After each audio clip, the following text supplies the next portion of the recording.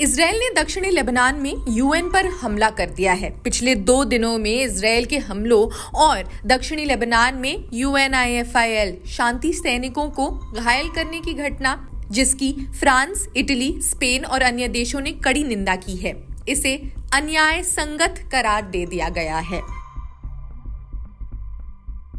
Israel द्वारा उत्तरी Gaza के जबालिया शरणार्थी शिविर पर किए गए हवाई हमले में कम से कम 22 लोग मारे जा चुके हैं। एक गवाह ने बताया कि ये एक भीषण भूकंप जैसे था, वॉरक्वेक। MSF डॉक्टर्स विदाउट बॉर्डर्स ने जानकारी दी कि हजारों लोग जबालिया में फंसे हुए हैं, क्योंकि इजरायली सेना ने पिछले 1 हफ्ते से ग्राउंड अटैक और एयर स्ट्राइक जारी रखी है। इसने इस इलाके को एक तरीके से इनहैबिटेबल यानी खंडहर में तब्दील कर दिया है।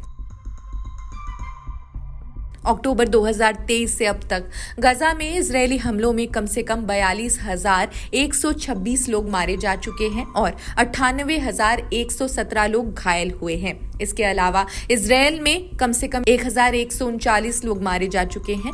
200 से ज्यादा लोगों को इस संघर्ष की शुरुआत में बंधक बना लिया था। गाजा में मौजूद कई जर्नलिस्ट के हवालों से खबरें मिल रही हैं। पश्चिमी गाजा के मछुआरों के बंदरगाह के पास इजरायली ड्रोन हमले में 2 फिलिस्तीनी मारे गए। जबालिया के अल फलूजा इलाके में इजरायली गोलीबारी से एक व्यक्ति घायल हो गया है।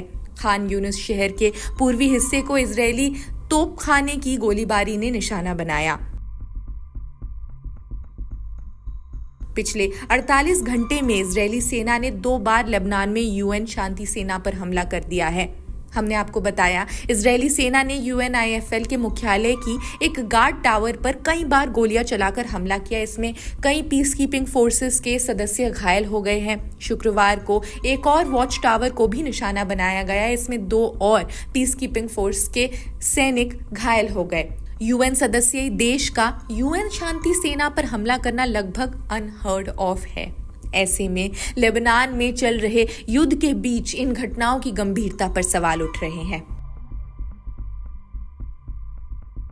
इराक की इस्लामिक रेजिस्टेंस ने इजरायल के गोलान हाइट्स में एक महत्वपूर्ण लक्ष्य पर ड्रोन हमला करने का दावा किया। इस समूह ने आज सुबह यानी शनिवार को एक ड्रोन लॉन्च करते हुए एक वीडियो भी जारी किया। हालांकि इस हमले के असर की कोई रिपोर्ट अब तक सामने नहीं आई है। इससे पहले हिजबुल्लाह ने इजरायली सैन्य अड्डे पर एक मिसाइलों का उपयोग कर हमला करने का दावा किया। ये हमला दक्षिणी हैफा में हुआ। हिजबुल्लाह ने यह भी बताया कि उसने लेबनान सीमा के पास इजरायली सैनिकों पर तोपखाने के गोले दागे और गाइडेड मिसाइल से रामाया साइट को निशाना बनाया। साथ ही इजरायली ठिकानों पर कई रॉकेट्स भी दागे गए। यूएन का कहना है इजरायल वेस्ट बैंक में युद्ध कर रहा है, साथ ही वो चुपचाप फिलिस्तीनी जमीन पर कब्जा करने और फिलिस्तीनी परिवारों को उनकी जमीन से बेदखल करने का भी काम कर रहा है। अल जजीरा के एक रिपोर्ट के मुताबिक इजरायल वेस्ट बैंक में 2 युद्ध लड़ रहा है। एक अभूतपूर्व हिंसा और विनाश का है और दूसरा चुपचाप परंतु रणनीतिक रूप से महत्वपूर्ण। ये युद्ध फिलिस्तीनी जमीन और समुदायों के अस्तित्व का है।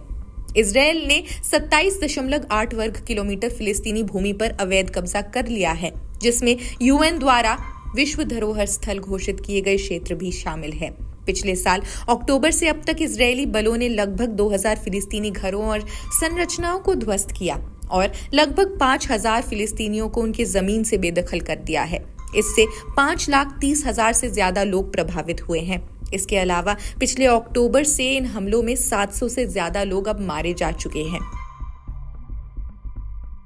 गजा के निवासियों को कई निर्देश जारी किए गए हैं। इजरायली सेना ने उत्तरी गजा का एक नक्शा जारी किया। इसमें जबालिया के आसपास के निवासियों को तुरंत निकलने के निर्देश दिए। पोस्ट में कहा गया, इस क्षेत्र को तुरंत सलालदीन स्ट्रीट के जरिए मानवीय क्षेत्र तक खाली करें। ये मानवीय क्षेत्र यानी कि ह्यूमैनिटेरियन कॉरिडोर्स दक्षिणी गजा में अल मवासी और देर अल बलहा के बीच स्थित है, जहां लगभग 1 मिलियन विस्थापित फिलिस्तीनियों के लिए तंबू के शिविर लगाए गए हैं। डॉक्टर्स विदाउट बॉर्डर्स ने बुधवार को इजरायल की आलोचना करते हुए कहा, हजारों लोगों को जबरन और हिंसक तरीके से उत्तरी गजा से दक्षिण में धकेला जा रहा है।